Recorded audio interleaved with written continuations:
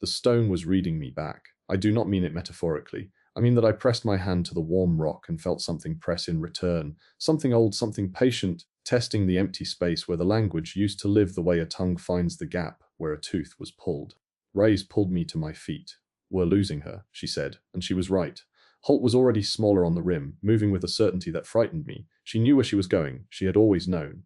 We ran. Or rather, Rays ran and Bello and I did our best impression of running, which at our ages and in our bodies was closer to urgent shambling. The stone was smooth and the slope was gentle and the air was warm and tasted of copper, and every step I took the hum in me grew louder. The lines in the stone were thickening. The higher we climbed, the closer the silver veins ran together, like streams feeding a river, all of them flowing toward the structure on the rim. I could feel them through my boots, not reading, not understanding, just heat and pressure and the maddening almost of a word you cannot quite say. Decavance. Bello beside me, breathing hard. The lines, they're the same base numerals I've been logging. I can count them. But they're not coordinates. I don't know what they are. They're denser than anything on the door. More complex. Sentences, I said, and I did not know how I knew that, but I did. The door has numbers. This world has sentences. We climbed for what felt like an hour. The bowl curved and the sky pressed low and the structure resolved slowly out of the hazy dark stone, angular, enormous, older than the door and built on the same inhuman scale. It was not a building, it was a page. That is the only honest thing I can call it.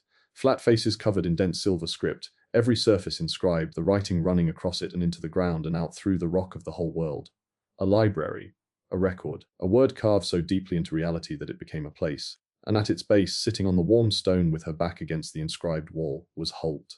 She looked up when we crested the rim, and she did not look surprised. She looked tired. She looked like a woman who had walked a very long way and found exactly what she expected to find and wished she hadn't. "You're on the wrong world," she said.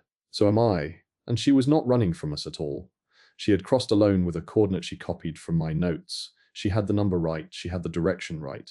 She had missed the tone the same way Bello had, because the tone is not a number, it is a feeling, and you cannot copy a feeling from a notebook. "I ended up here," she said. "Same as you. The grid does not forgive approximation." The slim steel case was open beside her, empty. Whatever she had carried to offer the sleeping thing, whatever bargain she had prepared across 9 years and 40 lives, she had already given it to the wall. I could see the marks where she had tried to operate the inscriptions the way you would operate the door. Pressing, turning, commanding. It had done nothing. The wall was not a machine. It was a text, and Holt could not read. I knelt in front of the wall. Not because I chose to. Because my knees gave out. The hum was so loud here I could feel it in my teeth, in the borrowed bones of this borrowed body, in the quiet place where the reading used to live. The silver script was beautiful, dense, flowing. I could not read a word of it, and every line of it was pulling at the empty space inside me like a tide. I put my hand on the wall. One word came back, not a sentence, not comprehension. One word rising out of the stone and through my palm and into the space the language had left, settling there like a coal in an empty hearth. I felt it lock into place. I felt the gap around it. Vast, all the other words still missing. But this one was mine again. "Threshold," I said. And then I said it again in the old tongue, in the voice I thought I had lost, and it came out like a bell ringing in a dark church. The world rang.